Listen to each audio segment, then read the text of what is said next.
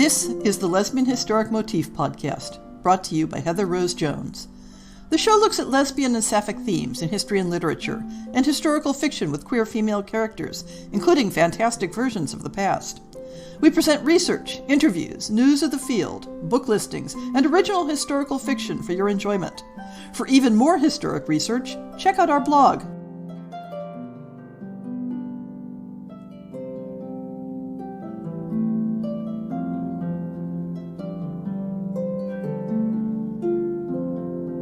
I think that in the hearts of most queer girls, there is a cherished memory of some particular performance of Shakespeare's Twelfth Night when you thought, "Say yes, Viola. Just say yes to Olivia and change the story." Because of Shakespeare's ubiquity in Western Anglophone culture, we tend to be more familiar with the brief glimpses of female homoeroticism in his works than in those of his contemporaries. But was the Bard of Avon revolutionary and cutting-edge in his depictions of the possibilities of love between women? Or was he reflecting themes that were common in late 16th and early 17th century English culture? Or was he presenting staid and safely conservative versions of homoerotic tropes that would titillate his audience without challenging them?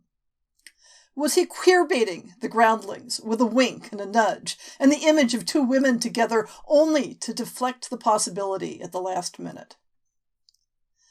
Valerie Traub asserts that early modern England saw a renaissance of representations of desire between women in the 16th and 17th centuries, including a gradual increase over that period in depictions of women's same-sex physical and emotional relations across a wide variety of genres.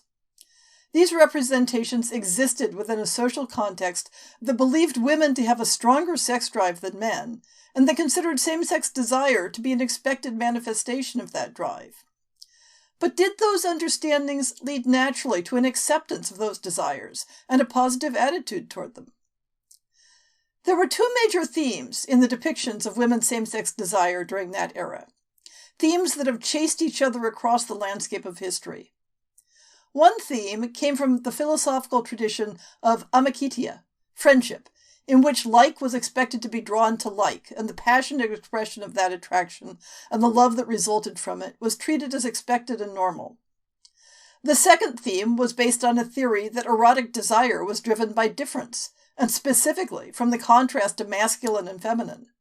In this model, female couples were attracted via an analog of heterosexuality, one being more masculine in nature, and sometimes thought to have masculine physiology, and one not simply more feminine, but an ordinary feminine woman who was attracted to masculinity regardless of the body it inhabited. These themes drove two significant tropes used in early modern drama, but the conventions of the stage added other layers. Was the desire set up to be sympathetic or condemned? Did the characters know they desired someone of the same sex, or was that information only available to the audience? Was the love between them allowed to persist at the end of the play, or did it need to be contradicted or redirected? In this podcast, I'm setting aside the complication that in the English theater of Shakespeare's day, all female parts were played by male actors. This was, in some ways, an English peculiarity limited to a specific period. The Italian theater, from which Shakespeare borrowed some of his plots, including Twelfth Night, included women in acting troupes by the mid-16th century, and France embraced actresses by a similar era. Besides which, the fashion for homoerotic plots continued to be popular in England even as female actors took their place on stage in the later 17th century. So I'm not going to focus on this aspect of performance and the layers it added to interpretation. Let's take a look at a couple of characteristic examples from Shakespeare. As You Like It contains both our primary motifs, passionate friendship based on similarity, and erotic desire based on apparent gender difference. Rosalind and Celia are cousins whose fathers have become enemies. Their love for each other is stronger than all other familial bonds. When Rosalind is banished on pain of death, Celia refuses to be parted from her and accompanies her into exile. Both will eventually be courted and won in marriage by men, conveniently by a pair of brothers. This overarching marriage plot allays the anxiety that same-sex devotion might otherwise cause. Here is the scene where Rosalind is banished and Celia cleaves to her. It begins with Celia imploring her father, the Duke, to relent, and then the subsequent conversation between the two women. I did not then entreat to have her stay. It was your pleasure and your own remorse. I was too young that time to value her, but now I know her. If she be a traitor, why, so am I. We still have slept together, rose at an instant, learned, played, eat together, and wheresoever we went, like Juno's swans, still we went coupled and inseparable. She is too subtle for thee, and her smoothness, her very silence and her patience speak to the people, and they pity her. Thou art a fool. She robs thee of thy name, and thou wilt show more bright, and seem more virtuous when she is gone. Then open not thy lips. Firm and irrevocable is my doom, which I have passed upon her. She is banished. Pronounce that sentence then on me, my liege. I cannot live out of her company. You are a fool. You, niece, provide yourself. If you outstay the time, upon mine honour, and in the greatness of my word, you die. Oh, my poor Rosalind, whither wilt thou go? Wilt thou change fathers? I will give thee mine. I charge thee, be not thou more grieved than I am. I have more cause. Thou hast not, cousin. Prithee be cheerful. Know'st thou not the Duke hath banished me, his daughter? That he hath not. No, hath not? Rosalind lacked then the love which teacheth thee that thou and I am one. Shall we be sundered? Shall we part, sweet girl? No, let my father seek another heir. Therefore devise with me how we may fly, whither to go, and what to bear with us. And do not seek to take your change upon you, to bear your griefs yourself, and leave me out. For by this heaven, now at our sorrows pale, say what thou canst, I'll go along with thee. The language of devotion here may seem fairly tame and conventional, but it is unambiguous. When Celia says they went like Juno's swans, coupled and inseparable, she is invoking the goddess of marriage and the motif that swans mate for life. When Celia notes that they slept together and rose at an instant, this is neither a salacious reference to sleeping together in a sexual sense, nor a meaningless co-location in the same bed. Sharing a bed was both ordinary and accepted, and indicated a significant bond of friendship, intimacy, and trust between the bedfellows. It is an act infused with erotic potential while being free of any suggestion of immorality. When Celia says, "Let my father seek another heir, I'll go along with thee," there is an inevitable parallel with how marriage removes women from the family of their birth to partner with another. But As You Like It also brings in the theme of desire arising from difference via the popular stage motif of gender disguise and misdirected heterosexual attraction. For greater safety, after the two women flee to the Forest of Arden for a pastoral interlude, Rosalind puts on men's clothing and adopts the name of Ganymede. If the homoerotic implications had not been clear enough, Ganymede was the name of Jupiter's cupbearer, abducted to be his sexual companion. Ganymede was slang for the younger or passive partner in a male homosexual couple. We now enter a world of gender play and gender confusion, as the shepherdess Phoebe falls in love with Ganymede, despite, or perhaps because of, Ganymede's scornful dismissal of her. At the same time, Rosalind, as Ganymede, torments her would-be suitor Orlando by coaching him in courtship, having him practice his wooing of Rosalind on Ganymede. This is something of a reversal of the trope that erotic play between women is harmless practice for heterosexual marriage. Thus, Orlando goes through the superficial form of a same-sex courtship, believing it to be make-believe, while actually participating in a heterosexual courtship, while Phoebe throws herself into what she believes is a heterosexual pursuit that, in truth, has a woman as its object. Rosalind declines to engage fully in either courtship, repeatedly rejecting Phoebe's attentions, and thus defusing the possibility of overt same-sex eroticism, and treating her interactions with Orlando as play acting, again defusing the threat of the appearance of homosexuality. But homoeroticism is not only present via disguise and pretend. When Phoebe praises Ganymede in the following passage, it's in terms of an androgynous and even feminine beauty. Think not I love him, though I ask for him. 'Tis but a peevish boy. Yet he talks well. But what care I for words? yet words do well, when that he speaks them pleases those that hear. It is a pretty youth, not very pretty, but sure, he's proud, and yet his pride becomes him. He'll make a proper man. The best thing in him is his complexion, and faster than his tongue did make offence, his eye did heal it up. He is not very tall, yet for his years he's tall. His leg is but so, and yet 'tis well. There was a pretty redness in his lip, a little riper and more lusty red than that mixed in his cheek. 'Twas just the difference between the constant red and the mingled damask. There be some women, Silvius, had they marked him in parcels, as I did, would have gone near to fall in love with him. But for my part, I love him not, nor hate him not, and yet I have more cause to hate him than to love him. For what had he to do to chide at me? He said my eyes were black, and my hair black, and now I am remembered, scorned at me. I marvel why I answered not again. But that's all one. Omittance is no quittance. I'll write to him a very taunting letter, and thou shalt bear it, wilt thou, Silvius? As the resolution of all the disguises nears, the script once more flirts with images of same-sex love and marriage, while leaving a secret escape valve. Rosalind, as Ganymede, tells Phoebe, I would love you if I could. Tomorrow, meet me all together. I will marry you if ever I marry a woman, and I'll be married tomorrow. Meaning, in truth, that she will marry her male suitor Orlando, but teasing both the unknowing Phoebe and the knowing audience with the idea of two women being wed. There is a wide diversity of representations of female same-sex relations in early modern drama, ranging from the overtly sexual through devoted platonic friendship to a generalized female solidarity against patriarchal society. Shakespeare has available an audience that considers same-sex relations to be possible and familiar, and he plays with those possibilities for dramatic effect. But Shakespeare's plays include a relatively narrow range of those representations when considered in context. Popular culture viewed women's same-sex erotic possibilities simultaneously as suspect and threatening, and as tolerable and pleasurable, particularly if viewed through the lens of friendship and homosociality, rather than strictly in terms of sexual activity.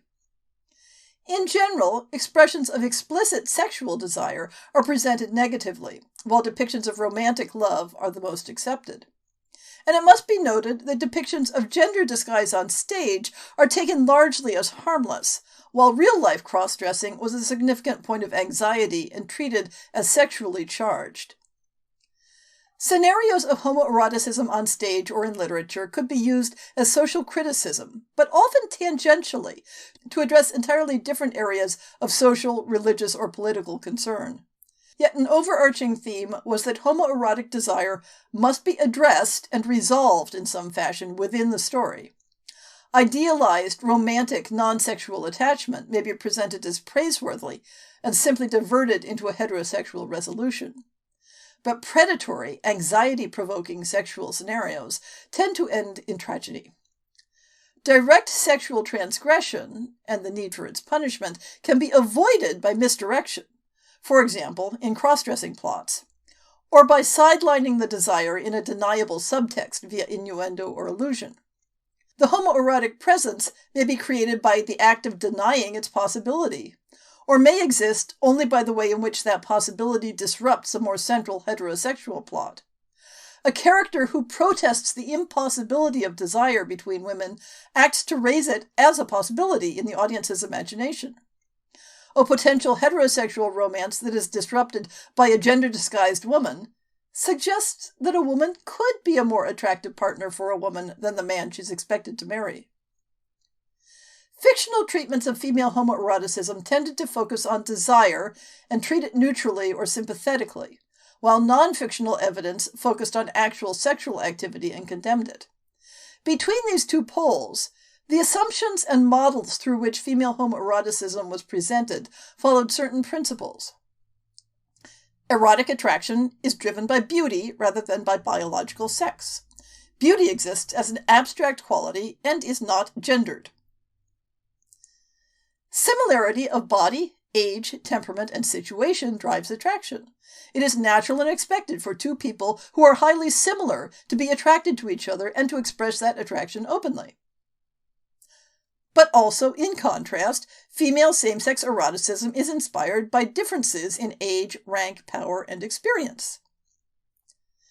Gender-segregated institutions and social contexts tend to encourage and inspire same-sex eroticism. Female same-sex eroticism is always something that belongs to the past, whether it belongs to classical antiquity, to an earlier phase of the history of one's own culture, or to an earlier stage of a specific person's life. Innocent, quote-unquote, intimate friendships between women in such stories typically exist in parallel with heterosexual plots and are abandoned, or at least set aside, at marriage. But rather than framing women's intimate friendships as being entirely non-erotic, literature regularly draws explicit parallels between same-sex affections and the heterosexual bonds and interactions that are purportedly the ultimate goal of the narrative. It's a general pattern in comedic works of the early modern period that anxieties are raised explicitly only to be resolved. Femme-femme couples in this literature become significant only when they challenge the patriarchal and marital imperatives of society, when they threaten to become exclusive, at which point they must be dismantled. Valerie Traub identifies this motif exclusively with courtship plots, but Denise Whalen's study of female homoeroticism in early modern theater shows the motif occurring more generally. And by the way, if you are intrigued to the slightest degree by the topic of sapphic themes in early modern drama, do check out Whalen's book, Constructions of Female Homoeroticism in Early Modern Drama. Femme-femme couples were not viewed as disruptive to the social structure unless they went beyond using the language of marriage to try to appropriate the social function of marriage. Shakespeare's women never go quite that far, but various interpretations of Ovid's Iphigenia, including John Lyly's Galathea, directly raise the image of marriage between women, only to nullify it with a magical physical transformation of one of the women to a man. Shakespeare's plays are, in many ways, more innocent in their depictions of female same-sex erotics than some of the works of his contemporaries. Unlike Lyly's Galathea, his gender-mistaken women do not continue in their desire once the disguise has been revealed. Unlike several of Thomas Middleton's plays, his characters don't engage in ribald jokes that take it as a given that women can engage in sex together. None of Shakespeare's women knowingly kiss and fondle another woman, as in Shirley's The Bird in a Cage. Unlike Middleton and Decker's The Roaring Girl, his cross-dressing women are not seen as advertising their underlying desires by their clothing. When Shakespeare's cross-dressing women are desired by another woman, the misdirected love is unambiguously redirected not simply into a heterosexual relationship, but into marriage. Olivia transfers her affections rather abruptly and without much motivation onto Viola's twin brother. Rosalind sends Phoebe off with her shepherd suitor and marries the man she's been teasing as Ganymede. In romantic comedies, desire for a cross-dressed woman can be treated humorously rather than creating anxiety. In many of these works, the characteristics of the cross-dressed woman that provoke desire are traditionally feminine ones, such as beauty, courtesy, and kindness. Thus, although the desire that the femme-presenting woman feel occurs within a superficial framework of heterosexuality, their motivation supports the validity of female-female desire, even though those same characteristics would not provoke female desire if displayed by one known to be a woman. That is, on stage, women can desire female-coded personal traits, but they only perceive this desire as erotic when those traits are overlaid on an apparently male body. Let's return to the topic of Twelfth Night to see how this safe same-sex desire plays out. Viola, in disguise as Cesario, does take an active role in provoking Olivia's desire, largely in her role as spokesperson for Duke Orsino, but also in the playful bantering between them. In spite of this, Viola herself is unshakable in directing her own desire toward Orsino. Here, Viola tries to divert Olivia's desire. I pity you. That's a degree to love. No, not a grise, for 'tis a vulgar proof that very oft we pity enemies. Why then, methinks 'tis time to smile again. O world, how apt the poor are to be proud! If one should be a prey, how much the better to fall before the lion than the wolf. A clock strikes. The clock upbraids me with the waste of time. Be not afraid, good youth, I will not have you. And yet, when wit and youth is come to harvest, your wearer is alike to reap a proper man. There lies your way. Due west. Then westward ho! Grace and good disposition attend your ladyship. Yield nothing, madam, to my lord by me. Stay, I prithee, tell me what thou think'st of me. That you do think you are not what you are. If I think so, I think the same of you. Then think you right. I am not what I am. I would you were as I would have you be.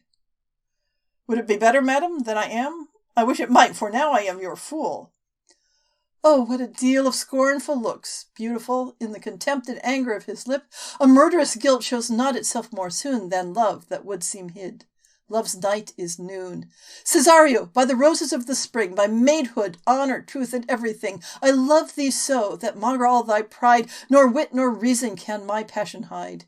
Do not extort thy reasons from this clause, for that I woo, thou therefore hast no cause, but rather reason thus, with reason fetter. Love sought is good, but given unsought, better. By innocence I swear, and by my youth I have one heart, one bosom, and one truth, and that no woman has, nor never none shall mistress be of it, save I alone. And so adieu, good madam, nevermore will I my master's tears to you deplore. Of course, not all of Shakespeare's cross-dressing women attract female desire. Portia, in The Merchant of Venice, has the practical purpose of needing to act as a lawyer. Imogen in Cymbeline and Julia in Two Gentlemen of Verona both cross-dress for safety in traveling and to avoid recognition by the men they are seeking. The one possible source for Two Gentlemen did include the Julia character attracting a woman's desire. So even in employing the trope of desire within gender disguise, Shakespeare sticks to only the most inoffensive manifestations of the concept. Given this tendency to dodge around the most sexually charged possibilities, it's interesting that there is one brief scene where Shakespeare touches on the trope of a sexually experienced older woman training a young woman in the arts of love, or at least sex, in preparation for heterosexual relations.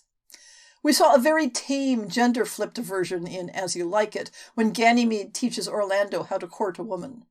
But in Pericles, that most trope-tastic jumble of a play, we get the version where the proprietor of a whorehouse purchases a maiden to work in her establishment and explains how best to excite a customer, saying, "Pray you, come hither a while. You have fortunes coming upon you, mark me. You must seem to do that fearfully which you commit willingly. Despise profit where you have most gain. To weep that you live as you do makes pity in your lovers. Seldom but that pity begets you a good opinion, and that opinion a mere profit." The maiden is confused, and then the madam's servant suggests, "Oh, take her home, mistress, take her home. These blushes of hers must be quenched with some present practice." Once again, Shakespeare's use of this trope is fairly tame, especially as the maiden's virtue proves invincible. The motif is far more prominent in Robert Wilson's The Three Ladies of London or James Mabb's The Spanish Bawd. There's a greater range of potential within the depiction of femme-femme love. Characters can express extremes of affection because the absence of a gender contrast doesn't challenge the social expectations. Without the superficial appearance of a male-female couple, the language of romance is more easily dismissed as non-erotic. We previously discussed the expressions of passionate friendship between Rosalind and Celia in As You Like It, but the evidence is more fleeting in other cases. In A Midsummer Night's Dream, Hermia and Helena make reference to an established intimate friendship. Hermia reminds her friend how, "In the wood, where often you and I upon faint primrose beds were wont to lie, emptying our bosoms of their counsel sweet." But almost from the start of the play, that closeness is disrupted by their competition for the affections of a man. A more drastic way to deflect the transgressive potential of women's passionate friendships is the dead girlfriend approach. Shakespeare allows women to get really intense about the love they felt for someone who's already dead at the start of the play. In A Midsummer Night's Dream, the domestic conflict between Titania and Oberon that underlies almost everything that happens is sparked by Oberon's greed to take possession of a young boy whose mother was beloved by Titania. "A votress of my order," Titania describes her, which is to say, a sworn devotee, a human servant of a fairy queen. But the scenario that Titania paints for us indicates a level of intimacy that justifies Titania's stubborn refusal to part with the boy. Set your heart at rest. The fairyland buys not the child of me. His mother was a votaress of my order.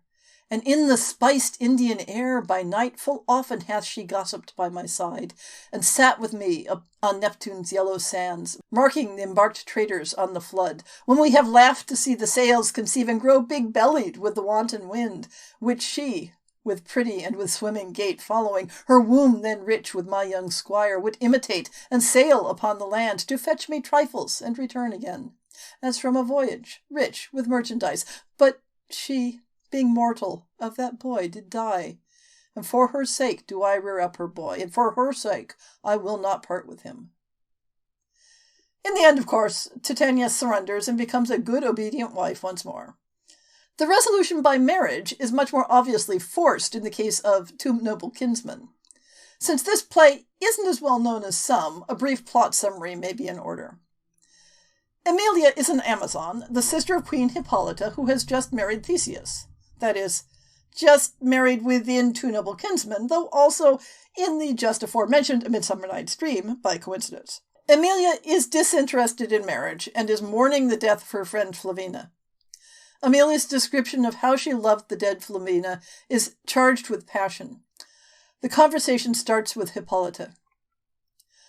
That which he loves best, doubtless, there is a best, and reason has no manners, to say it is not you. I was acquainted once with a time when I enjoyed a playfellow. You were at wars when she the grave enriched, who made too proud the bed, took leave o' the moon, which then looked pale at parting, when our count was each 11. 'Twas Flavina. Yes, you took of Pirithous and Theseus' love.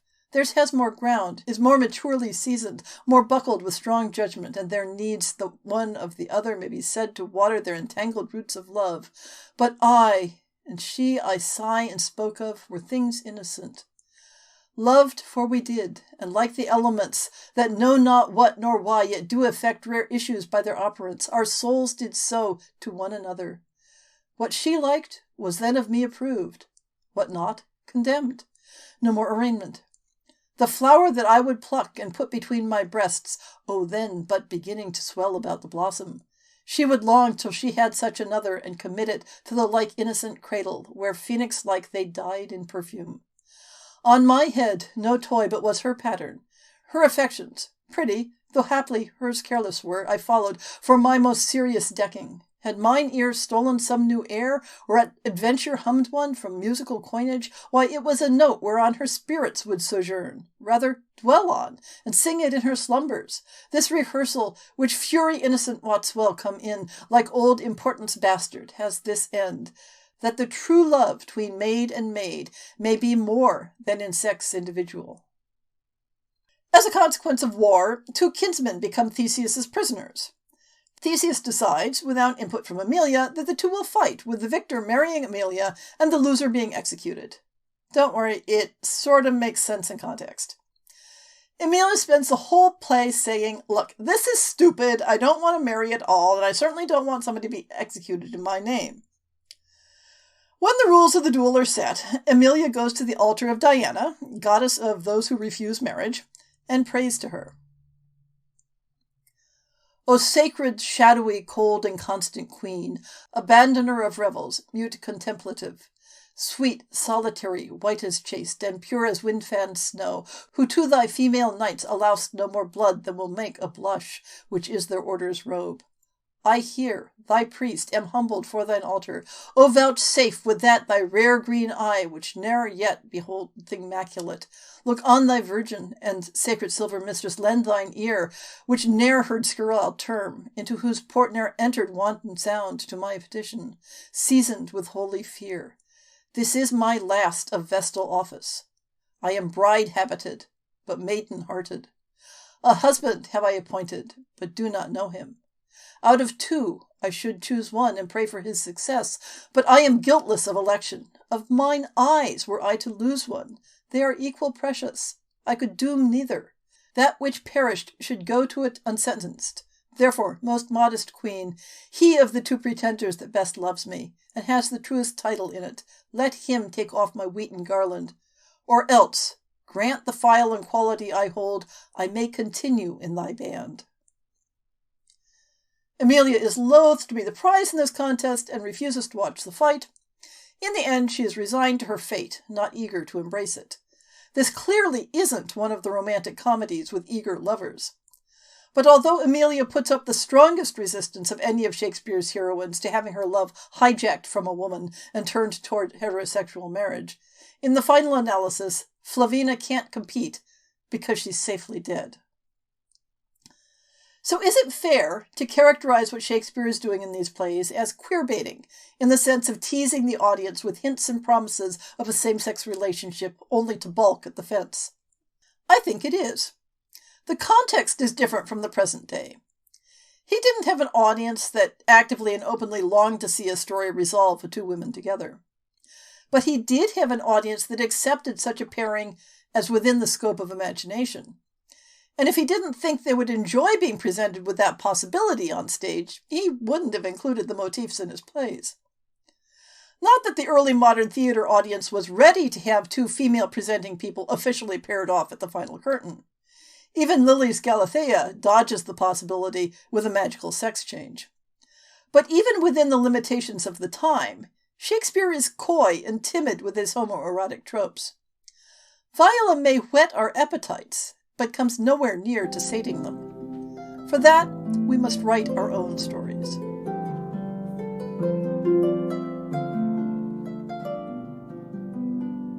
I hope you've enjoyed this episode of the Lesbian Historic Motif Podcast. See the show notes for links to people and topics. Most shows will have a transcript linked as well. If you have a book announcement, a topic suggestion, or might like to appear on the show, please drop me an email.